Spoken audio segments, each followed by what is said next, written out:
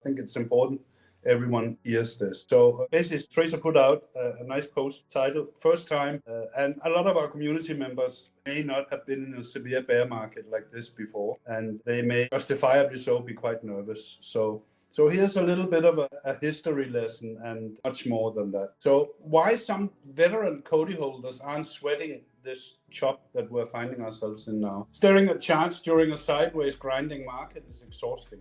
When you watch the price chop around 1 cent to 1.2 cents, it's easy for the timeline to get clouded by short-term fatigue. Seeing tons of this every week, week in, week out. But when you do zoom out and look at the history of the COTI network, we've been here before. And what happened next, last time we were in this kind of situation, drastically changed the trajectory of the project. And to understand where COTI V2 is heading, you have to look back at the dark days of late 2019.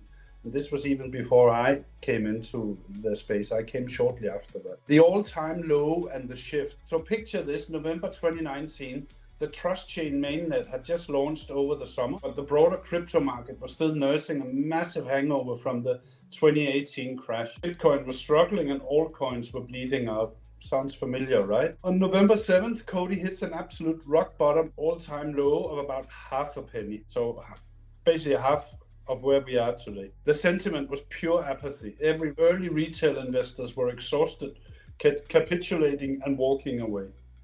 Behind the scenes, the team was aggressively building and rethinking their approach. They realized that the market didn't just want another isolated DApp payment coin. They adapted. They launched the treasury to create a massive supply sink and give the token some real utility. They secured the mandate to build AdaPay and the Jet stablecoin, weaving themselves deeply into the ADA ecosystem, which is going to sound very familiar with the announcement that Matteo made yesterday in mind. When the 2021 bull market finally woke up, COTI was like a coil spring. The narrative caught fire, and the price went from half a penny all-time low to an all-time high of 68 cents. So how do we put that in the context of the current cycle? So fast forward to today, and the parallels to 2019 and its exhaustion phase are very, very obvious. They really are. Long-term holders are tired of the drawdown, the fodders are having free reign, and the market is trying its hardest to shake out all the weak hands. Just like in 2020, COTI is in the middle of a massive fundamental pivot.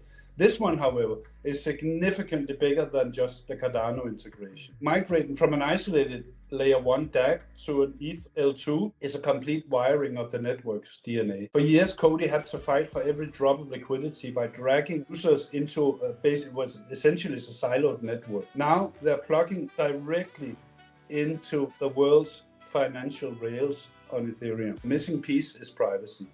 This is why the COTI V2 narrative is so potent. Ethereum has a glaring privacy problem. Everyone agrees about this. Everyone understands this because everything's public. And there's a massive push within the Ethereum community to make privacy a top priority. If we ever want true institutional adoption, complex decentralized finance, like private order books or confidential on-chain voting, Ethereum needs a robust private layer. This is exactly where COTI's tech stack separates itself.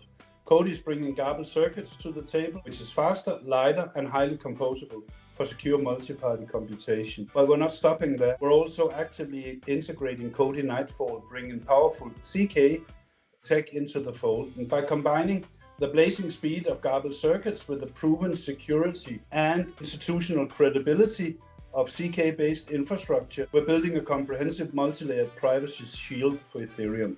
So we're no longer pricing COTI against legacy payment coins or anything like that, like we used to. The market eventually is going to have to start comparing us to the massive L2 networks like Arbitrum, Optimism, Base, and so forth. And this is the really important part. History shows that it's very, very prudent to pay attention when things feel the quietest, which is what they are now. So there you have it. Thank you.